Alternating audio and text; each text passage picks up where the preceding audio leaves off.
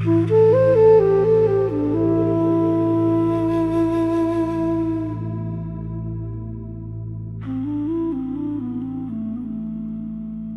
পৃথিবীতে একটি সম্পূর্ণ অথচ বিস্তৃত স্বর্গ, যে স্বর্গ গোধূলিকে নিজের দুই হাতে ধরে রাখা আকাশের চেয়েও বৃহৎ।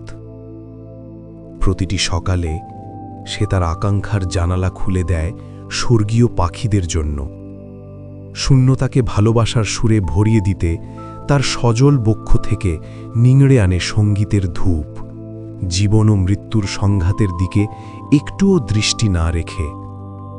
সন্ধ্যায় সে আমার হৃদয়ের প্রজাপতিকে তার স্বর্গীয় অমৃত পান করতে দেয়। তখন আমার শব্দগুলো থেকে এক অদৃশ্য কিরণ পালিয়ে যায়, প্রবেশ করে গোপন ছায়া মণ্ডপে, যেখানে সৃষ্টির স্মৃতিস্তম্ভগুলো প্রার্থনায় নত হয়। জলের মন্দিরে, হে আকাশসমূহ, কেন অন্ধ মানুষ ভয় পায় চিন্তার কান্না আর ক্ষতের গানকে? আমাকে দাও রূপান্তরের পেয়ালা থেকে পান করতে অনুপ্রেরণার মদ, ফোঁটা ফোঁটা করে।